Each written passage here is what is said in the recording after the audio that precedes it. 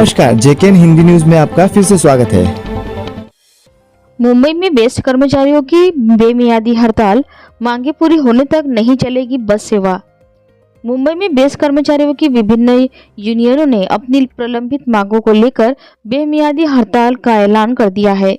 कर्मचारियों की महासभा को संबोधित करते हुए भाजपा बेस्ट कामगार संघ के सरचिटनीस गजानन नागे ने आरोप लगाया है कि बेस्ट उपक्रम में एक फर्जी ठेकेदार द्वारा यूनियन बनाकर कर्मचारियों को गुमराह किया जा रहा है और उनके अधिकारों का हनन किया जा रहा है।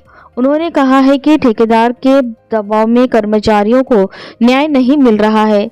जब तक सभी मांगों को स्वीकार नहीं किया जाता तब तक बेमियादी हड़ताल जारी रहेगी और बेस्ट बसों का संचालन सामान्य रूप से नहीं होने दिया जाएगा।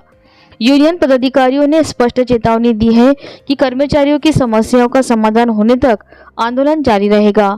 इस हड़ताल में मुंबई की सार्वजनिक परिवहन व्यवस्था पर बड़ा असर पड़ने की संभावना है।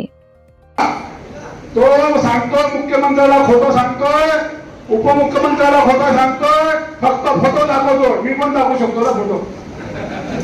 अरे मुख्यमंत्री माझ्या घरी आले, गडकरी माझ्या घरी आलेले आहेत, मी दाखवू शकतो ना फोटो, तुमचं काम करेल म्हणून।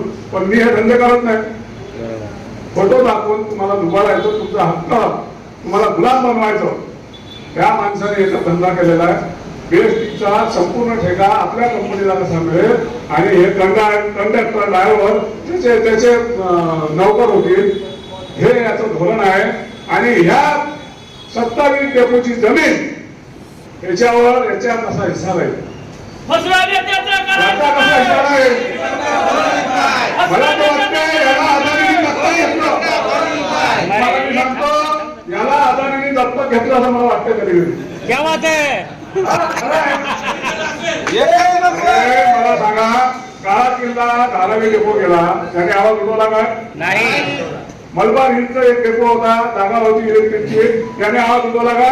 नाही। आम्ही होतो उदयजी, आम्ही तिकडे भांडलो। मला तुम्ही सांगा,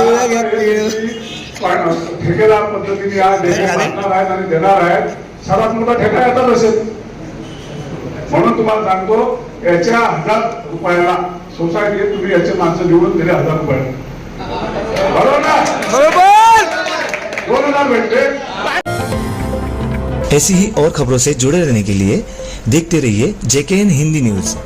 ऐसी ही और खबरों से जुड़े रहने के लिए देखते रहिए जेकेएन।